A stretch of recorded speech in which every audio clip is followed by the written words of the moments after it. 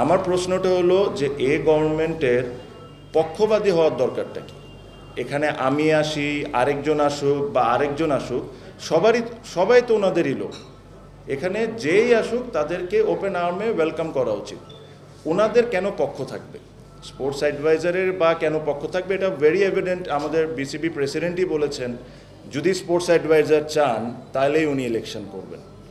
তো এই কথাটা তো আমার কথা না, এটা কথাটা ওনার কথা।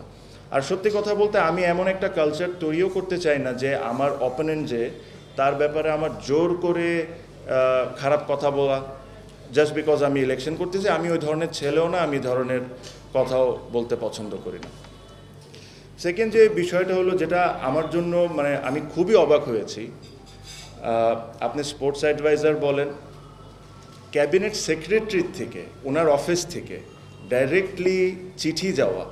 আমি শিওর আমার যে অনেক বয়স্ক মানুষজন আপনারা এখানে আছেন, অনেক ইলেকশন দেখেছেন, এরকম ঘটনা কি কোনো দিন ঘটতে শুনেছেন যে ক্যাবিনেট সেক্রেটারির অফিস থেকে চিঠি যাওয়া, তাদেরকে নির্দেশনা দেওয়া যে এভাবে এভাবে করে করতে হবে? এই চিঠিটা কি গিয়েছে এটা আপনাদেরকে দিয়ে দেওয়া হবে। এই চিঠিটা আমার কাছে মনে হয় যদি না পেয়ে থাকেন আপনারা পেয়ে যাবেন। এনএসসির সেক্রেটারির থেকে বিভিন্ন টাইমে চিঠি যাওয়া, বিভিন্ন জিনিসকে ইন্টারফেয়ার করা, এই জিনিসগুলো বিসিবিতে কী কারণ হবে? ক্রিকেট, এই বাংলাদেশ ক্রিকেট বোর্ডকে ওন করে 18 কোটি মানুষ। এখানে কেউ কিন্তু certain group, certain political party, certain this and that, they don't own BCB. BCB is own by each and every citizen of this country. এখানে কি কারণে পক্ষপাতী হবে আর কী কারণে এখানে ইন্টারফারেন্স থাকবে গভর্নমেন্টের, এটা হলো আমার প্রশ্ন।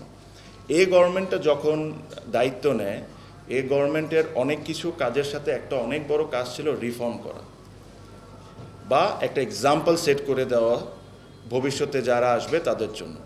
এখন যদি এক্সাম্পলটা এরকম হয়, এরকম ইন্টারফারেন্স করে, তাহলে এটা তো একটা কোয়েশ্চেনেবল জিনিস হয়ে যাচ্ছে। সো ঠিক এভাবে করে আমি আরেকটা জিনিস আপনাদেরকে উল্লেখ করতে চাই, যেটা হলো বুলবুল ভাই রিসেন্টলি আমার মনে হয় একটা ডেইলিতে ইন্টারভিউতে একটা জিনিস বলেছেন যে উনি ইলেকশন কেমনে হয় ওনার কোনো আইডিয়াই নাই, উনি কোনো কিছুই জানেন না ইলেকশন কেমনে হয়, হি হ্যাজ জিরো আইডিয়া। তো যদি উনি কোনো কিছু না জেনে থাকেন, আপনারা রিসেন্টলি একটা চিঠি পেয়েছেন না যেখানে উনি নিজে সাইন করে পাঠায় বলছেন যে আগের যে কাউন্সিলরগুলো ছিল তাদেরকে বাদ দেওয়া হোক, অনলি অ্যাড অফ কমিটির থেকে অ্যাপ্রুভ করা হোক, নতুন করে আমরা ফর্ম পাঠাচ্ছি। যে চিঠিতে উনি সাইন করেছেন, আগের সব চিঠিতে কিন্তু সিওর সাইন করা।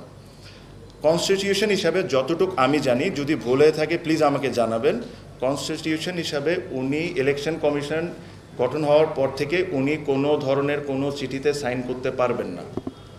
ইন হোয়াট ক্যাপাসিটি এই চিঠিতে তিনি সাইন করে বিভিন্ন ডিসিদেরকে পাঠানো হয়েছে? উনি তো ক্লেম করেন উনি ইলেকশনের ব্যাপারে কিছুই জানেন না। তাহলে এত বড় একটা চিঠি এত কিছু উল্লেখ করে যদি পাঠায় থাকেন, তাহলে নিশ্চয়ই উনি ইলেকশনের ব্যাপারে অনেক কিছুই জানেন।